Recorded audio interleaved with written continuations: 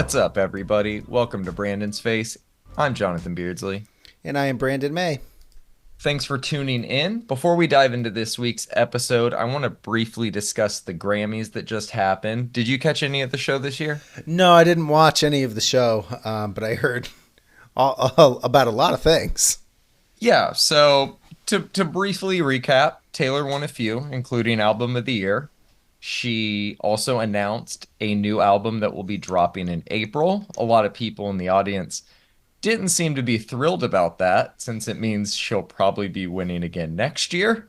um, I'm sure we'll get into more Taylor stuff later. Miley won a couple, I believe her first two ever, including Record of the Year. Good for her. I thought Kill Bill was a better song than Flowers, but is what it is. SZA did end up winning a few, but not nearly enough. She also debuted a new song as part of like a weird MasterCard commercial. I'm not really complaining about it, but it threw me off a little bit when the MasterCard part of it popped up.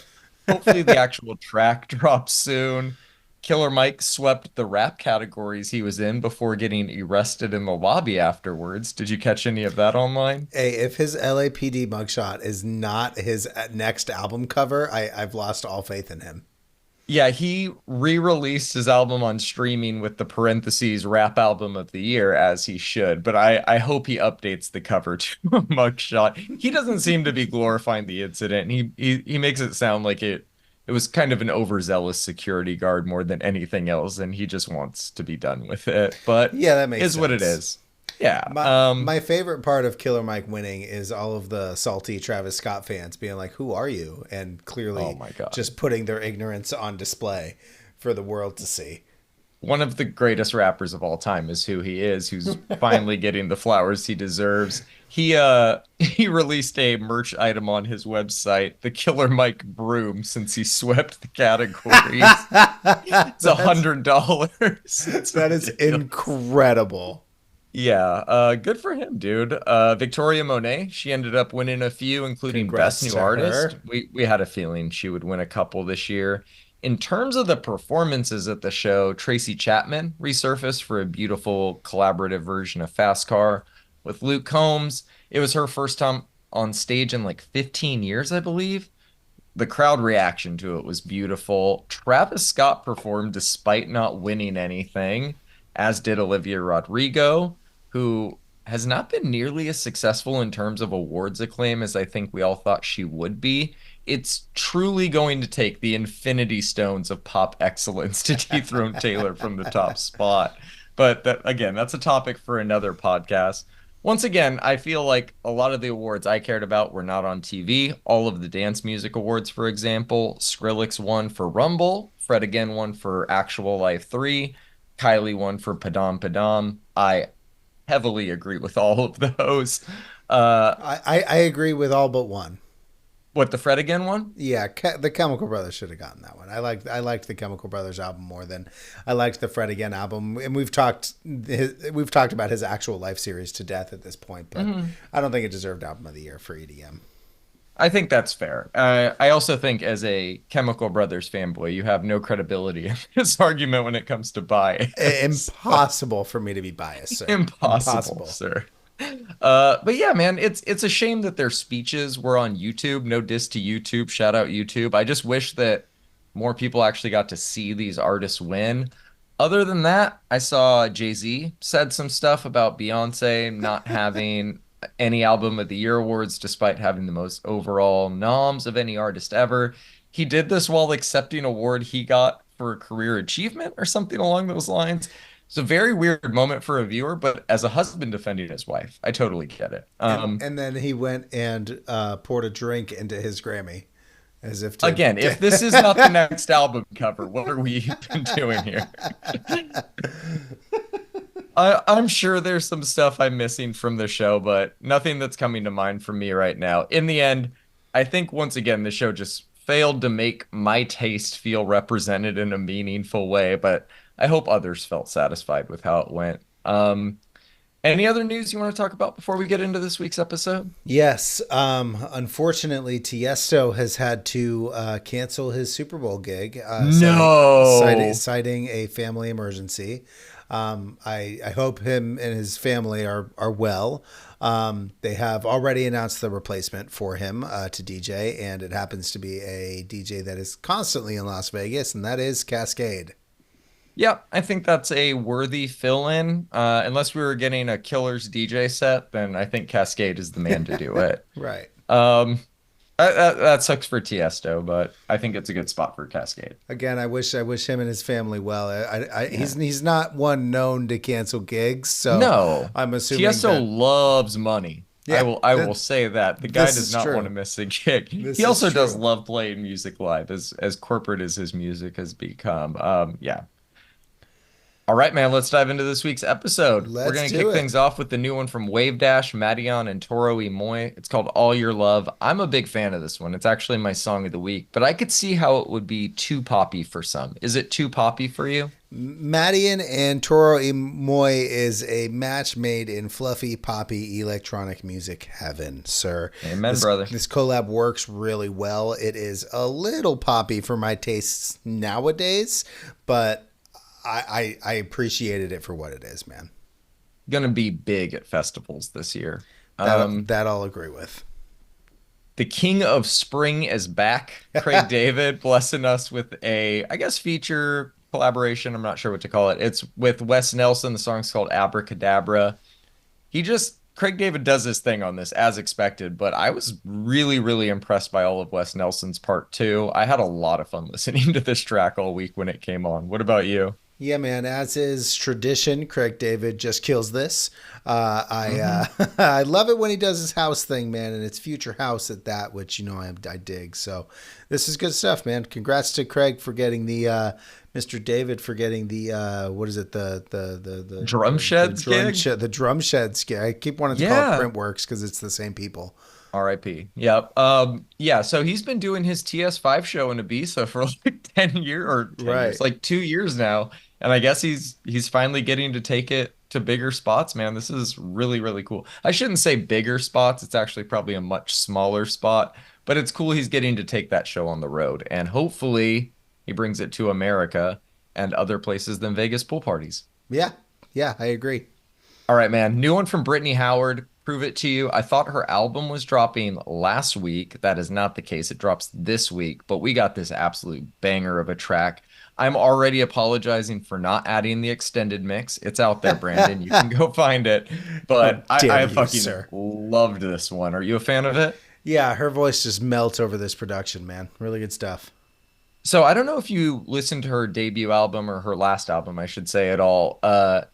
But it was not as grungy or as experimental as this track and the other two singles for this album have been. I'm kind of happy she's going in more of an experimental direction. I was surprised to be throwing an original track of hers in the dance category, but fucking banger, man. Yeah, I like this one. All right, got a new one from AC Slater and Young Lynx called Bass Face. This is just classic night bass. What'd you think of it? You can tell it's AC Slater because of the way that it is. Exactly. Always on time, man. All right, we got a new one from Bicep, Chroma 001 Helium. I threw this on because you were like done adding music, and I noticed you didn't add the new Bicep song, so you're welcome. Well, thank you. I really like it. Judging by the 001 in the name, I'm guessing we're going to be getting more soon. How are you feeling about this one? Well, number one, I'd like to apologize for not adding it. Thank you. I feel like I failed you.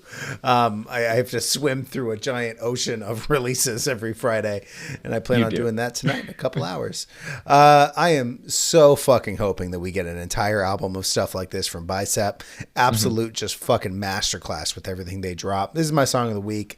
It is everything I love about Bicep turned up to like 11 and then brought back to the 90s. The Chroma show is what they are doing at Coachella. I sent you, and I'll put this link in the show notes for some of the photos from the production team who has worked on the Chroma project, and it looks real fucking cool.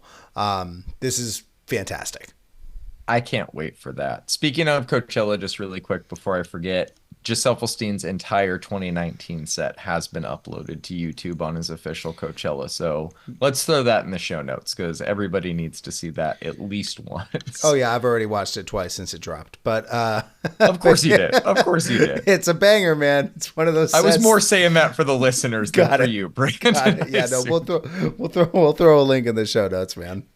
That's not counting the amount of times you've watched it since you probably recorded it back then. Right.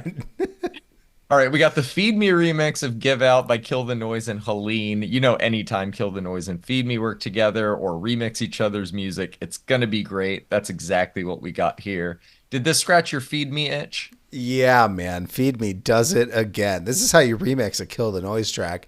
It almost Yep. destroyed my new car stereo system. I had it turned up because I was just listening to Bicep, and then the bass comes out. I was like, oh my God. Thank you, Feed Me.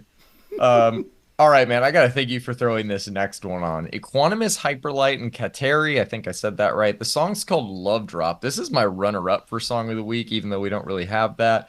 An all-around banger and one that was in my rotation heavily every day. I have no idea who any of these artists are, though. So tell me where you found this track and what your thoughts on it are.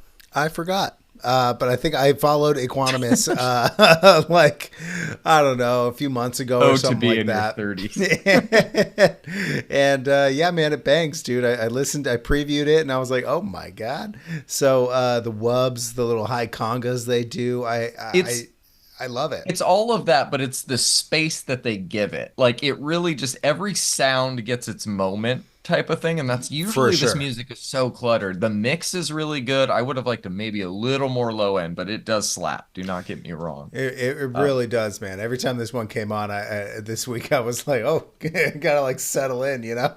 dude, yeah, it's a banger.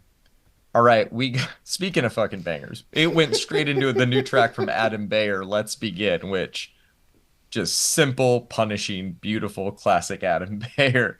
I imagine this one was heavy in your rotation this week. Oh yeah, man. This is great. I love Adam Bayer, man. Call it business techno You all you do. want, purists. This goes hard. Well, Usher's going to be making some business R&B money this weekend at the Super Bowl. His new song with Feels, I've never heard of this artist before, called Ruin is out. Again, no idea who that is. I don't really plan on digging much deeper to find out. I remain cautiously optimistic about this new album, but I'm not really a fan of this new track. Are you? Did you like this one? I actually really liked it. Yeah. Nah, this is always the case with these like hit or miss ones with me. I'm glad you enjoyed it, but yeah, I don't know. I'm hoping we get more good on the album, that type of stuff. Oh, I agree. Although, yeah, this is what it is. I'm expecting a lot more of this, which just kind of has me a little worried. All right, so we got a new one from Squeaks featuring Stormy. This is called Picture Me Rolling.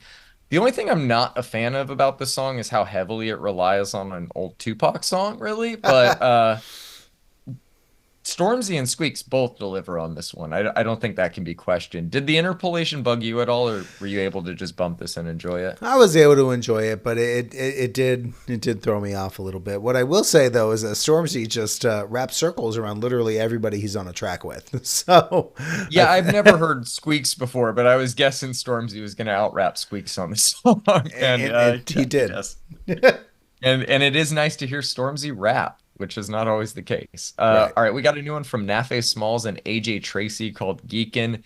Not my usual cup of tea when it comes to rap, but I looked forward to this coming on every time that I went through the playlist for this week. I would love AJ Tracy. No idea who Nafe Smalls is. Did you like this track at all, or was it a little too not your thing? Well, you know how I feel about extremely overdone auto tune, but John, this track's a banger.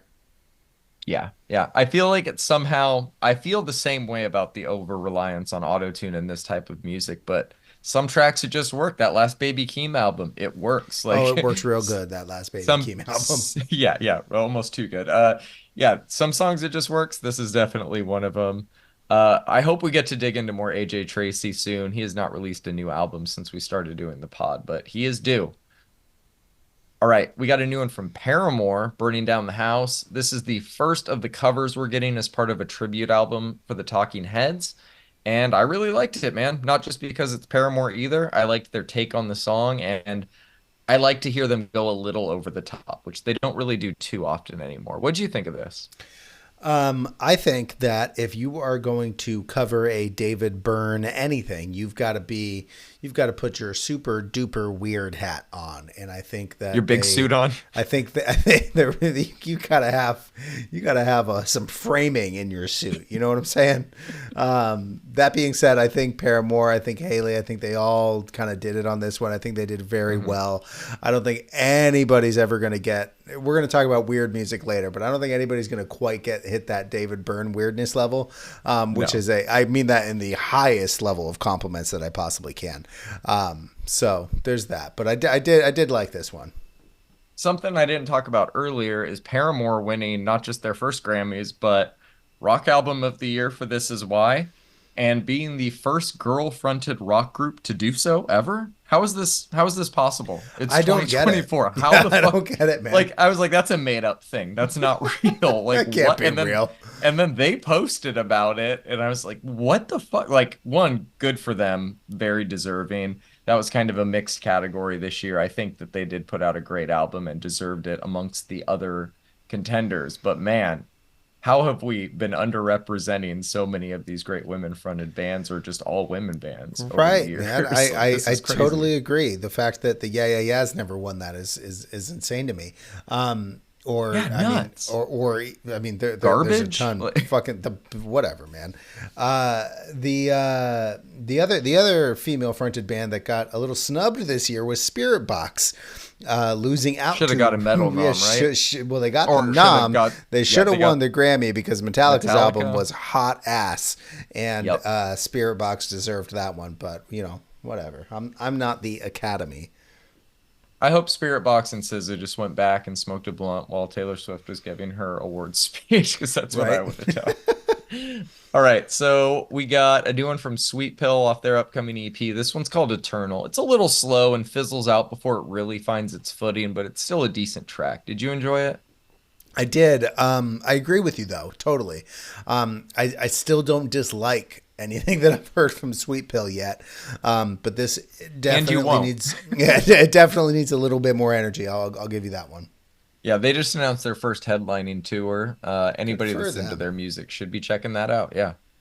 Got a new one from the Pineapple Thief that you threw on here called It Leads to This. I love it when prog rock progresses into something that sounds like it should be on the soundtrack of Miami Vice. This is Yes. really good stuff.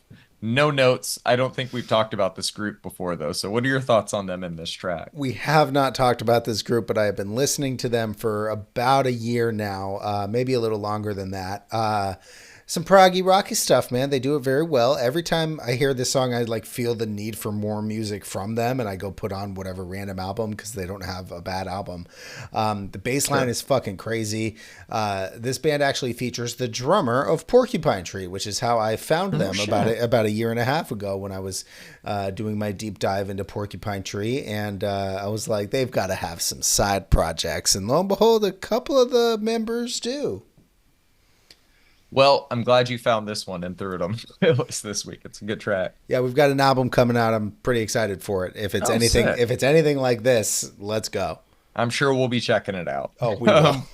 We got a new one from Blanket called Porcelain. This is the second or third track of theirs that we've covered, and all Second. of them have been pretty good. I love consistency in a band. Did you like this one? Yeah, man.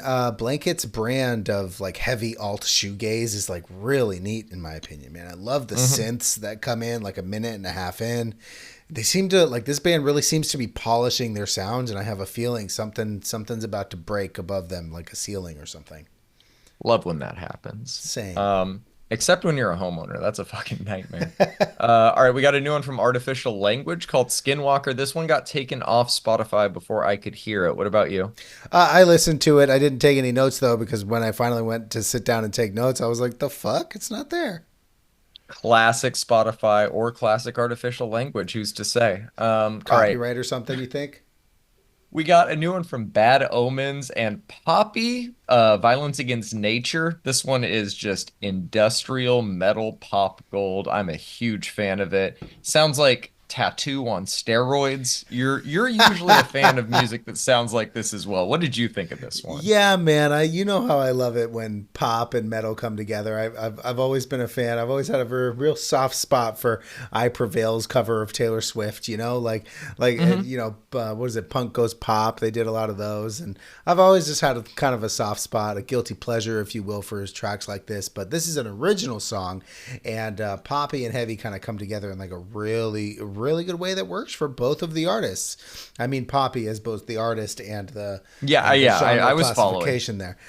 Look, man, Bad Omens instrumentals behind Poppy's voice is really good. I love the Kill Bill style album art. I mean, everything Hmm. about this whole aesthetic and sound is working for me. And I'm not a huge Bad Omens fan, so Yeah, have we covered any of their albums on the pod? I can't I remember. think not last year, but the year before, maybe. I could be Maybe. wrong. I could be wrong. If we did, I never stuck around long enough for it to matter because I think that their brand of metalcore is a little too poppy for me. But I think with a female vocalist, it just fucking works for me. I don't know. We'll get into poppy metalcore in a little bit with some albums this week. But yeah, I do. I honestly, I think that's kind of for me, oddly enough. I like this, but it's kind of weird because I've heard Poppy the artist before, and I know that Bad Omens is doing the music on this, but the guitars sound like every time Poppy uses guitars on one of her Right. songs. I'm Exactly. like, is it like what's going on here? Are the guitars Poppy too? Um, whatever the fuck it is, it works, man. This one's a great song. All right, we got a new one from Wine Moms. This is called Dogma. This track rips, dude. It's post rock with some punk, a little hardcore bubbling under the Yeah, surface. man. I like it. Also, great band name, great song name. Are you a fan? Oh yeah, man. You know the name Wine Moms got me. Got me. Of Okay, course. okay. What does this band sound like? Turns out really fun, man. They've got this raw energy that's just so hard to get without like shitty mixing techniques, and I love every second of this, man. Keep doing this, Wine Moms. Yeah, more of this. All right, capping off the singles this week, it's a new one from Job for a Cowboy, Beyond the Chemical Doorway. Based on the singles alone, I can already confirm this is going to be in our Metal Albums of the Year convo we'll be having in December. Every single thing I've heard from it has been incredible. I cannot wait to hear the rest. How hyped are you for this album after hearing this track? I listened to this track again today and said, you know what? It's going to be a job for a cowboy day. Immediately went and listened to Sun Eater on repeat for about 3 times. Good And times. yeah, man, this is probably at this point my most anticipated release of the year. It's Job, fucking up there. job for a cowboy just fucking gets it, bro. Yeah. However they're tuning their bass does something to me, bro. Like Yeah, it's crazy. something to all of us, man. All right, let's move on to the EPs. We actually have a handful to talk about this week. The first of which is from Burial. It's two new tracks, Dream Fear, Boy Sent from Above are the names of them. Dear God, man. So I've been listening to a lot more Burial leading up to the release of these tracks to refresh myself, and not even that could have prepared me for the madness that we ended up getting. Both tracks are over 12 minutes long. Both sound like six different songs in one, yet somehow both are incredible. Like I really liked both of these. There's some like weird moments of just old school techno craziness going on. That was I don't know, man. Boy Sent from Above was my favorite of the two. I'm still coming to terms with these ones mentally. How are you feeling about them? They are a little weird. Is that a fucking lightsaber sample? Yeah, I think so. Don't Look, tell man, George. I've I don't think George cares. He got his billies, bro. He's good. Look, man, I've never been a giant fan of Burial's album Untrue, but I do revisit it every couple of years. It is one of the greats, if you ask many people who go on rate your Hmm. music. But the look, man, these tracks are fucking awesome.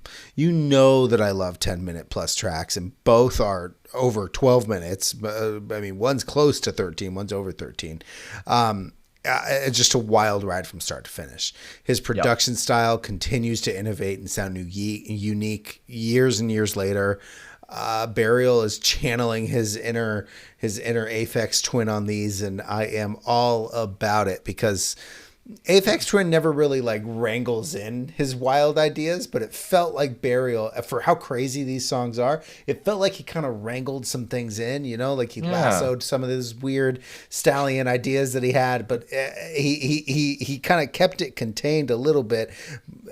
But there are a couple of explosions of creativity, specifically on Dream Fear. Dream Fear, about like, I want to say like 7 minutes in, there's this crazy just breakbeat kind of fucking. It's wild, man.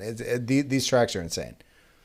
Yeah, dude, they are pretty intense. I actually don't think we've talked about Burial on air. I didn't know you were a fan of Untrue as well. I think anybody that's kind of a fan of this type of music has that one as a staple.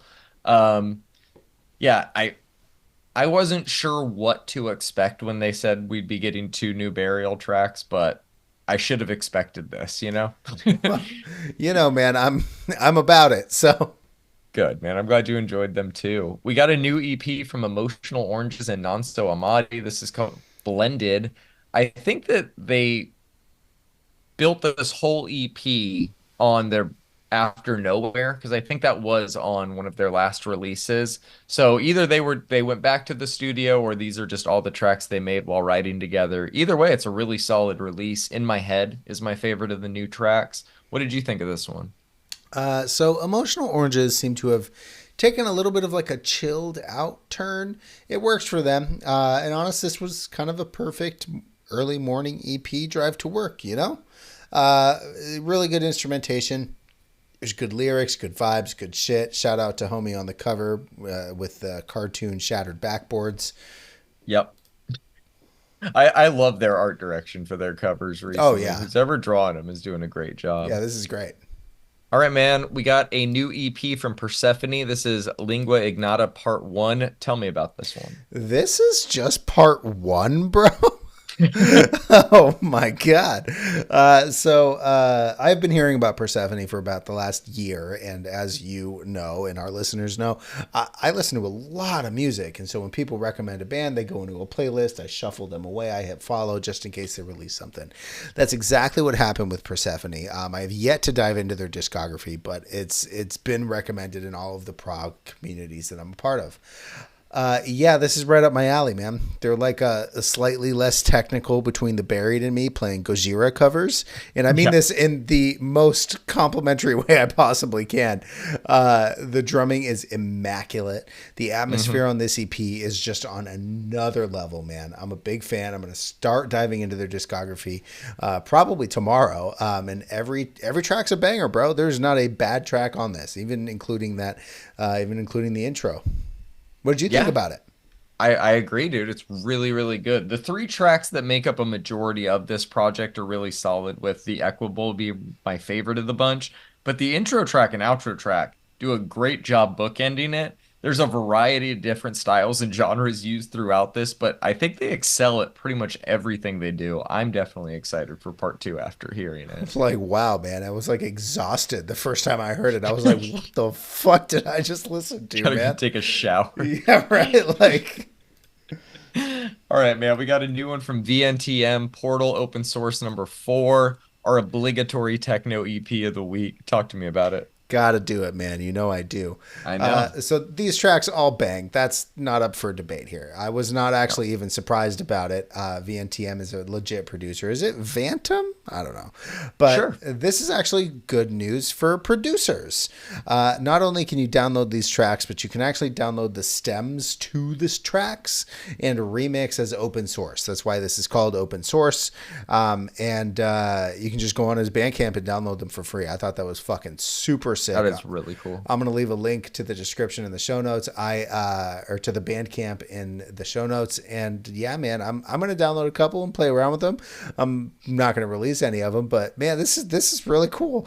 That I mean, he has them all separated. He's got the hats, he's got the bass lines, he's got the little rave Mhm. stabs, everything separated. I thought that was really fucking cool, man.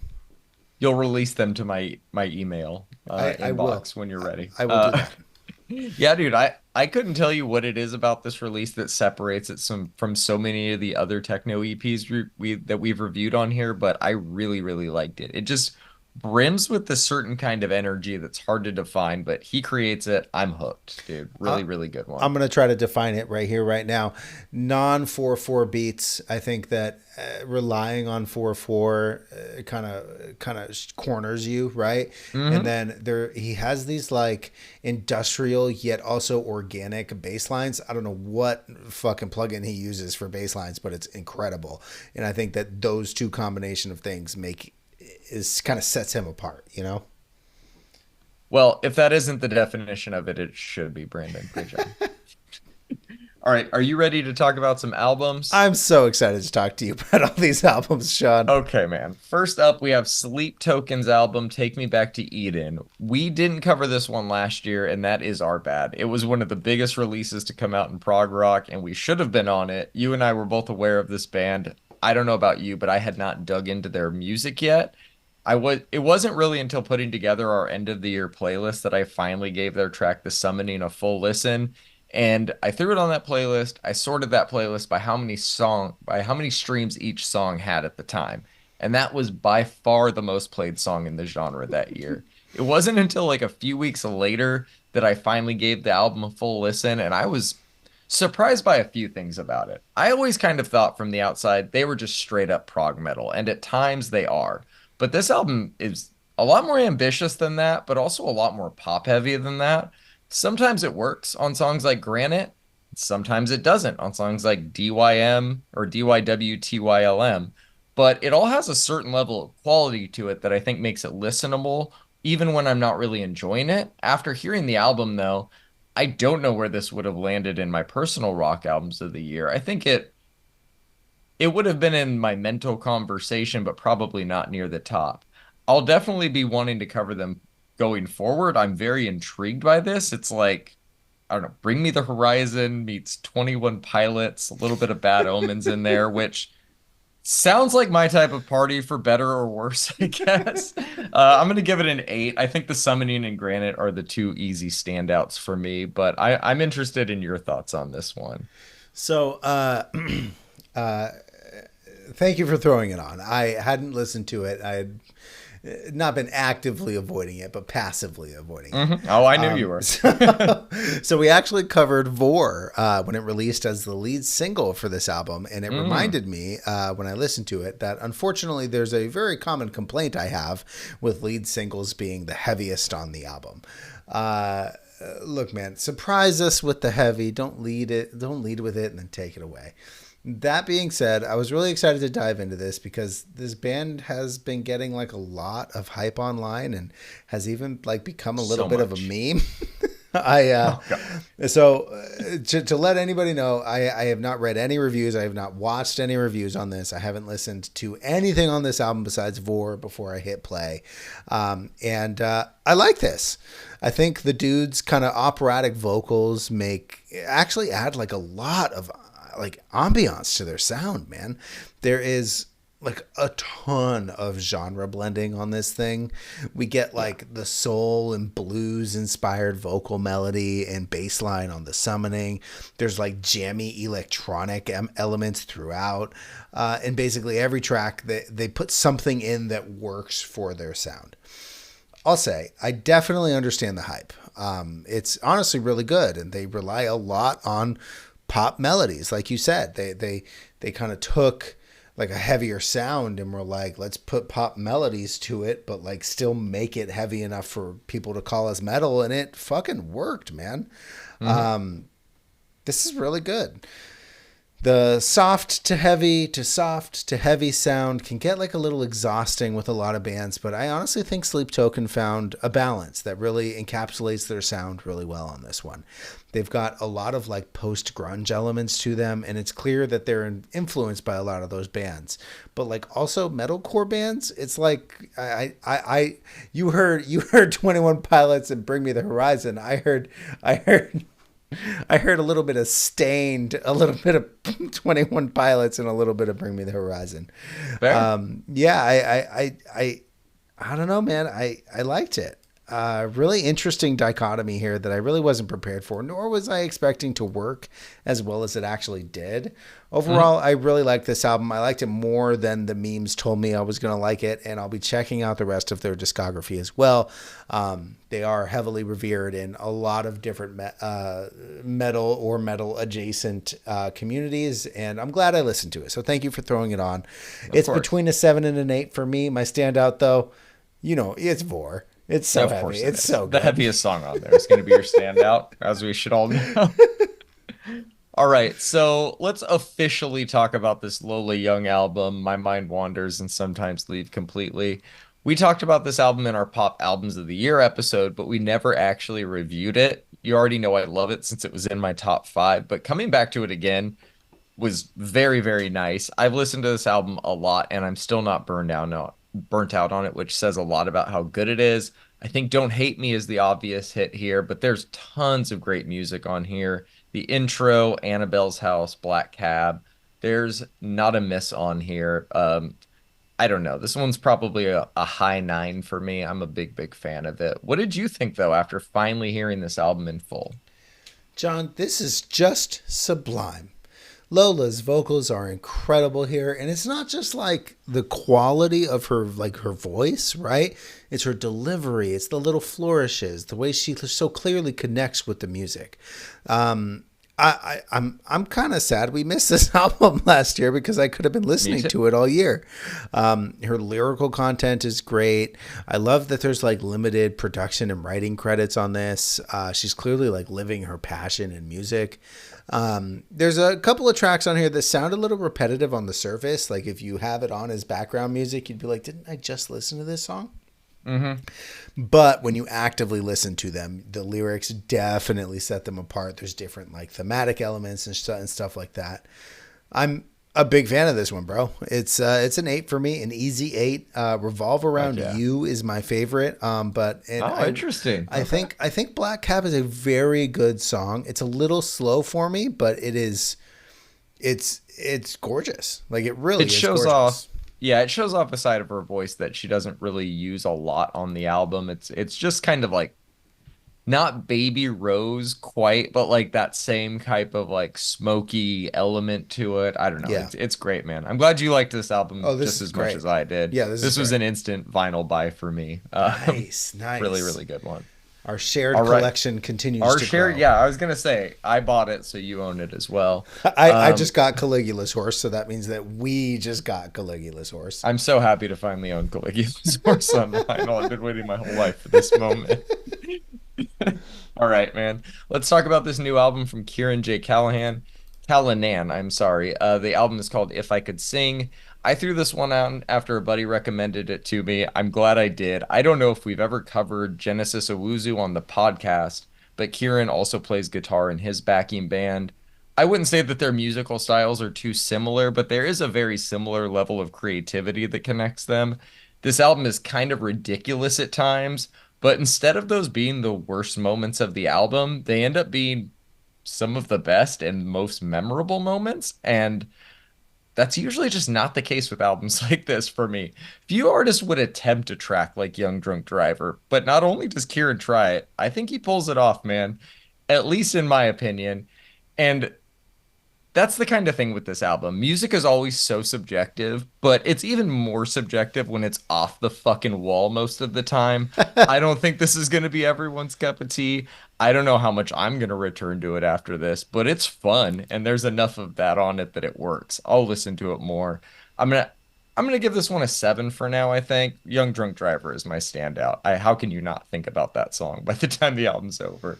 What did you think of this one, man? I had no idea what your thoughts on this one were all week, and I've been curious. Like I said earlier in the podcast when we were reviewing Paramore's cover of the Talking Heads Burning Down the House, weird music doesn't really exist nowadays. I had no idea what to really expect with this one. I've never even seen or heard the name Kirin J Callinan. Now that I have, I fucking love it, man. This is something that we've talked like briefly about. Like new bands are either afraid to be weird, or maybe that's not true, and maybe the weird ones don't break through anymore, because this is fucking great music, dude. In the days of yore, we had a ton of artists that were innovative and not like scared to be weird, like Talking Heads, David Bowie, Queen, Traffic, even Fleetwood Mac has a weird fucking album. This is probably going to be classified as hyper pop. I don't put it there. I think I think I'm just going to file this under weird shit, and I think it works. Everything, I think you'd like that. Everything from the vocal methods to the synth work to the guitar work and the glitchy kind of post-production they put in works so well. I like this one a lot, bro. I'm going to give it a 7 like you. Eternally Hateful is my standout, although Young Drunk Driver is obviously a great song. Eternally Hateful just so good. Spoke to me. Oh, no, that one is fantastic as well. I'm so glad you enjoyed this. I had no idea if you were gonna love it or hate it. I'm glad you loved it. Put more weird shit on the playlist, man. I like this. I'm trying. It was fun to have a week to just throw whatever the fuck we wanted on. I know, right? I'll say that. Speaking of, let's talk about this new release from Liquid Mike, Paul Bunyan's Slingshot. So I've heard of this group. This is my first time actually hearing them, though. Their sound is really cool. Alternative indie with like a little punk mixed in. Leads to some great results on this album. The opener is to the point, starts things off on the right note. The sequencing between songs is tight. At 25 minutes, it makes you want to hit play on it the second it ends. It's hard to separate the pros of this album from the cons, though. It's all pretty good. Nothing on it really blew me away, but it's not the type of album that's really trying to do that. It's just some well-written songs and some good times. I'm going to give it a 6. My standout is K2. How are you feeling about this one? You know I love a good DIY album, man. This is self-released by Liquid Mike. The mixing and mastering actually sounds pretty crisp for a DIY, but it still kind of like retains that rough edge that normally comes with this territory of music. I also love a band that doesn't take themselves too seriously, and Liquid Mike most definitely does not. And that makes for a really fun album. They've got a great sound. I doubt we'll have to wait very long for a new record, as they seem to have released one every year for the last few years. I've actually had their last album in my listen to next for almost a year, and I never got to it, and this released and made me go listen to their last one. They're both really good. I enjoyed it, man. It's just some fun rock. You know, it's a 6 for me. Also, I've got 2 standouts though. They're all short. They're all short, kind of punky, rocky songs, right? American Caveman or Mousetrap are my favorites. Just dudes being guys, you know? Just pros being dudes, man. Oh man, I watched the movie Tombstone the other night for the first time. That's all that movie is, Brandon. It's just dudes being guys, the whole fucking movie. Amazing. All right, we got a new one from Cognizance called Phantazein. Is that how you would say this? Yeah, I think Phantazein. Yeah, Phantazein. Phantazein. Phantazein? Yeah. Phantazein? Phantazein? Yeah. All right. New album from Cognizance called Phantazein. Brandon, what are your thoughts on it? So I actually attended an early listening party for this on Bandcamp the week that it released. I think we're a couple of weeks late on reviewing it, but Cognizance is back with their 3rd album and their first on Willowtip Records, which happens to be one of my favorite metal record labels at the moment. It's United Kingdom death metal with all the trappings of an old school death metal record with the production and tuning of a modern death metal record. What is not to like? The vocals are great. The technicality and the riffs is insane. The drumming is tight, yet still keep that raw production to them. The little melodic breaks they have throughout, the guitar solos, the groovy riffs on shock heuristics is crazy, man. Everything just works for me. I've listened to this album 8 times since it's released. It is solid 2024 death metal, man. I'm a big fan of it. It's an 8 for me. Shock heuristics is my favorite. What'd you think about this one? At first, I thought you were going to say you attended a listening party to this in person. And I was like, No, is no. Brandon getting invited to fucking listening parties for the podcast that I don't know about? I'm Like, not that cool, what bro. the fuck? I'm not Just that because I cool. don't live near LA doesn't mean I don't want an invite to. No, no. If that happens, you'll get an invite, bro. The fuck Cognizance. All right. Either way, dude, it's always nice to have some techie death metal on the playlist, and this album is a great display of that. Uh, you said it was metalcore. It felt a little more deathy to me, but I get what you're saying too. How effortlessly they breathe through some insane rhythm sections makes this seem so much easier than it is, you know? And for Right. a style that is so abrasive, they just make it sound so smooth. Some of that is in the way that the music is mixed, but a lot of it is just has to do with how cleanly they put everything together. Every member of this group deserves a massive amount of respect for the work that they put into this project, but the goddamn drummer deserves some extra love for going so far above and beyond. I don't really have a lot more to say about it than that. Musically, this whole thing rips. They pack so much music into 40 minutes that it's really impossible to catch everything on your first few listens. It's definitely an album I'm going to be chewing on for a while. It's a early contender for my favorite metal albums of the year. I'm going to give it like a high seven, low eight. My standout is Ceremonial Vigor. That one rips. Yeah, man. Ceremonial vigor. Fuck, that's a good opener. That's a It's a great good opener. opener. You know I love a good opener I too. know you do. All right, one more album to talk about this week. It's from Bipolar Architecture. It's called Metaphysicize. What did you think about it? What is this? Post metal? Is this black gaze? I have no fucking clue. Just post. All I know is that Post gaze. this entire album fucking bangs, bro. I love the atmosphere. It's incredibly ethereal and helps to like create like a massive soundstage for this project, dude. This is out on Pelagic Records, who happens to be run by the band The Ocean. If you ask me, you can kind of hear the production style similar to theirs once you learn that little fact. The drumming on this album is immaculate. The mass of just double bass grooves and riffs on this thing is just something to behold. The vocals are like this low guttural mixed with like a shrieking that like seems like it shouldn't make sense. It's almost like two vocal tracks at the same time. The dissonance created when they do their kind of post kind of spacey stuff is like honestly incredible. The quality of this album is actually insane to me, man. And I love the way everything came together. This band deserves way more listeners than they have at the time of writing this. They have less than 9,000 on Spotify. If you're a metal fan and you have not heard this, do yourself a favor. Fantastic job by Bipolar Architecture. This one is one that I will definitely be revisiting this one throughout the year. I think I listened to it 3 times today. It's somewhere between an 8 and a 9 for me. Keiko? Keiki? I don't know how you pronounce that. It's it's track number, what is that? 1, 2, 3, 4. Right halfway smack dab in the middle of the album. Is it It's an great. L or an I, or is it just like a I vertical think I dash? think it's a different language. Kaish. Yes, I don't it's know, man. something like that. What'd you think about this one, I'm sorry, John? what was your score again? It's somewhere between an 8 and a 9 for me. Fuck yeah, dude. Great album. Extreme melodic, technical, epic. Checks all the boxes it needs to for an album like this. The lead vocals sound great. The music behind them is consistently great.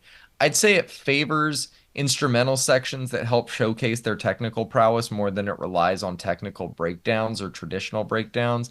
And I think all of that works to the album's benefit. 7 tracks, 40 minutes long, and they do not waste a single fucking moment of that runtime. Real. Standouts, man, like you said. I think they open it great with the title track. The track we do not know how to pronounce is outstanding as well. My personal standout, Metaphysicize? yeah, that one. No, but Kaiji, Kai, what, K, Yeah, what? yeah, that one. The K one. My standout is Disillusioned. I'm giving this one a 7. I really liked it. I'm glad you liked this one, man. Yeah, it's a good one. I actually have this vinyl on the way. Yeah, I think other than the Lola and Sleep Token albums, the rest of these were new releases. So we are off to a good start in terms of metal and rock for the year, you know? Most definitely. All right, that is it for us this week. Tune in next week for our 100th episode. We will be Oh my celebrating God. by talking about new releases from Usher, Brittany Howard, Colella, Shy Girl, Little Sims, much, much more. Follow along with our weekly rotating playlist to keep up with what we'll be covering each week. You can find the link to that in the show notes. And lastly, you can find us on Reddit and Instagram. Just search Brandon Space Pod. Give us a follow. We'll see y'all next week. Peace.